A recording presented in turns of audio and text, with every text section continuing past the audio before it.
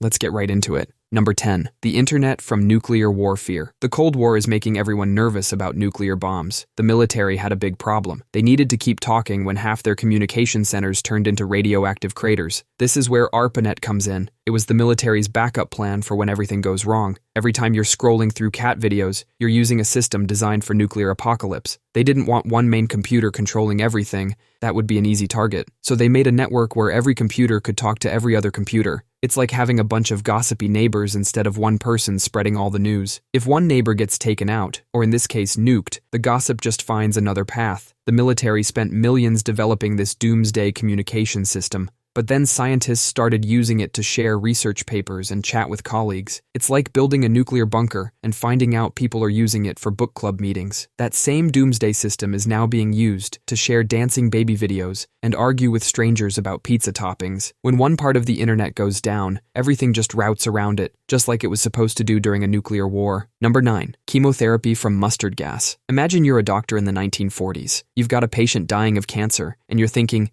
hey, maybe we should poison them, but like, in a good way. That's literally how chemotherapy started. Back in World War I, soldiers were getting hit with mustard gas, which is exactly as pleasant as it sounds. This stuff was so nasty it could kill you just by touching your skin. But doctors noticed something weird about the soldiers who survived. Their white blood cell counts were super low. It's like their body's security team decided to take a vacation. Then some scientist had what sounds like the worst medical idea ever. Hey, what if we use this horrible weapon to fight cancer? See, cancer cells grow really fast, and mustard gas kills fast-growing cells. So technically, if you poison someone just right, you might kill the cancer before you kill the patient. It's like trying to get rid of a rat in your house by setting the whole place on fire. Sure, you'll probably get the rat, but you might lose the house too. But here's the crazy part. It actually worked. They modified the mustard gas into something slightly less murderous. The first chemotherapy drug was born. Number 8. Lobster from prison food. Imagine being so poor that your servants are threatening to quit because you're feeding them too much lobster. This actually happened in colonial America. Back in the 1800s, lobsters were considered the cockroaches of the sea. They were so abundant along the northeast coast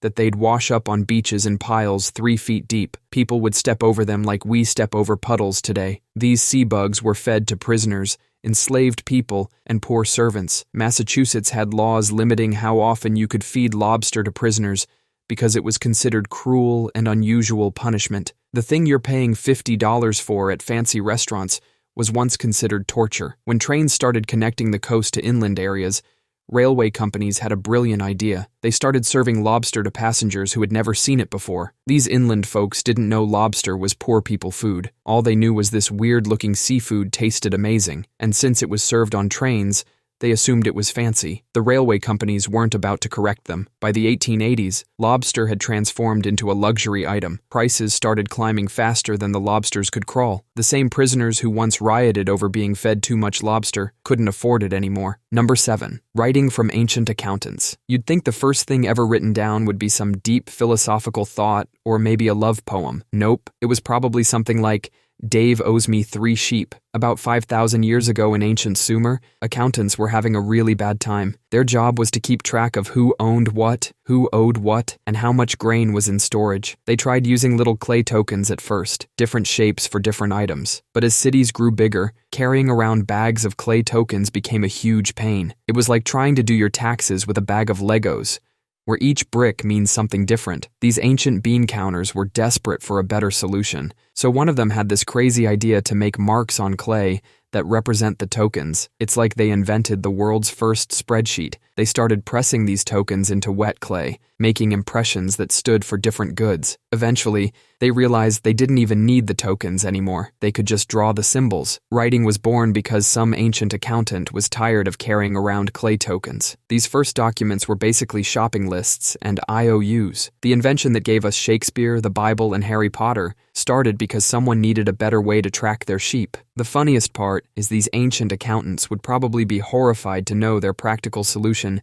turned into poetry and literature. Number 6. Genes from desperate miners. Gold miners in the 1870s had a problem. They spent all day squatting, climbing, and dragging heavy rocks around, and their pants kept ripping. Miners were going through pants faster than they were finding gold. Jacob Davis was a tailor sick of miners coming in with torn pants. One day, a miner's wife asked for pants that would actually last. Davis grabbed some tent canvas from his supply. He figured if it can handle storms, it can handle mining. But the pants were still ripping at the same spots, mostly pocket corners and buttonholes. Then Davis noticed copper rivets on his workbench, the same rivets used to hold horse blankets together. He put rivets at all the spots where pants usually tear. These pants started lasting way longer. Word spread fast. Everyone wanted a pair. Davis knew he was onto something big, but didn't have enough money to patent it. So he wrote to his fabric supplier, Levi Strauss. Strauss saw the potential and partnered up. They patented the rivet idea in 1873. This desperate solution became the blueprint for modern jeans. These super tough pants designed for hard labor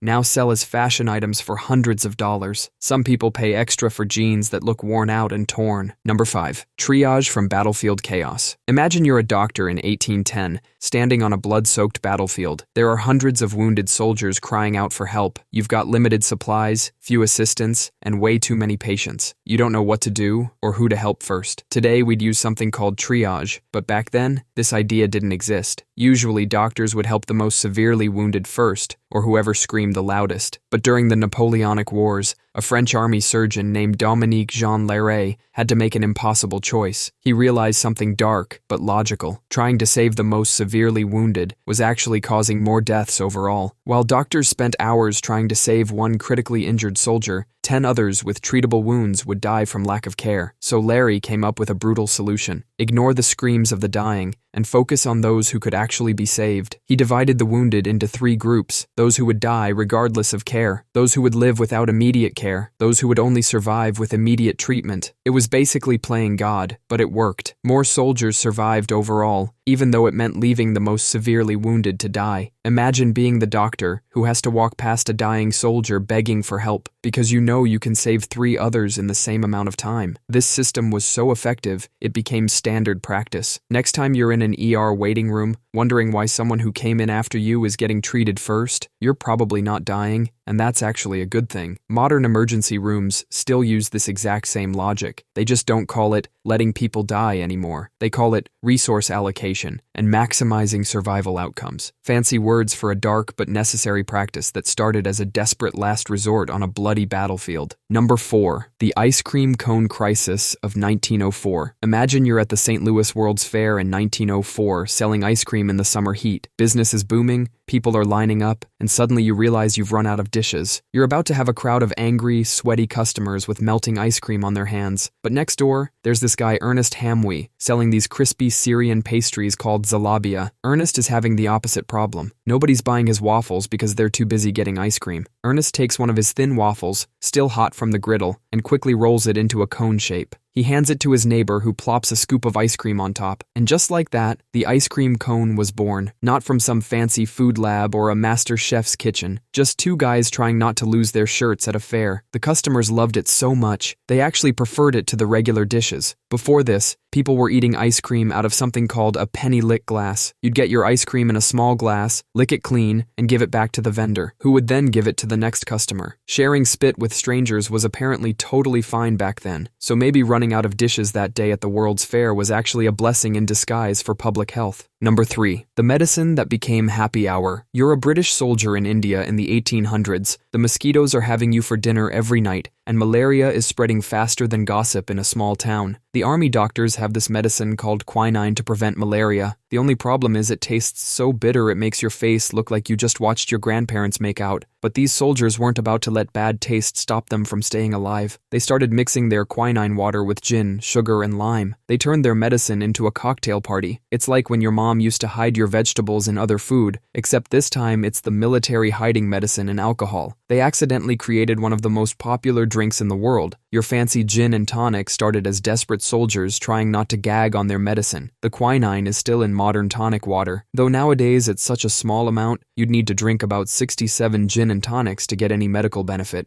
Number 2. Sonar from Submarine Warfare. In World War I, enemy submarines were sinking ships left and right. You couldn't see them underwater. By the time you did, it was too late. The British Navy was desperate. Some poor guy would hang over the side of the ship, stick a tube in the water, and try to hear submarines. It didn't work. Then someone had this crazy idea to scream into the ocean and listen for the echo. That's basically what sonar is. It's like playing Marco Polo with sound waves instead of words. They'd send out a ping and wait for it to bounce back. This desperate wartime invention turned out to be way more useful than anyone expected. Today, we use sonar to map the ocean floor, find shipwrecks, and track schools of fish. Without it, we wouldn't know about the massive underwater mountains, deep trenches, or that the ocean floor isn't just one flat surface. It's also how we found out that whales sing to each other across hundreds of miles of ocean. We discovered whale songs because we were trying to blow up submarines. That same technology is now in your car's parking sensors. So next time your car beeps at you while you're parallel parking,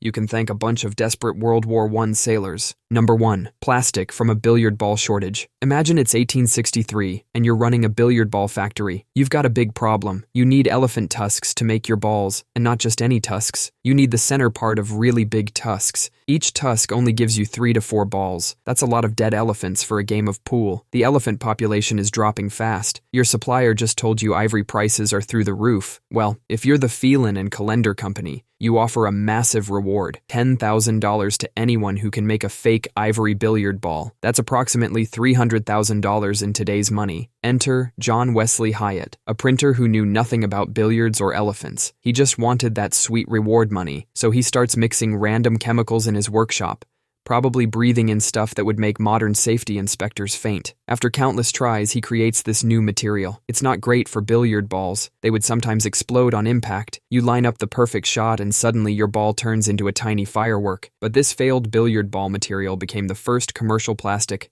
celluloid. This stuff changed everything from film photography to fake shirt collars. That's all for today. I'll be making similar videos in the future. Subscribe to see them.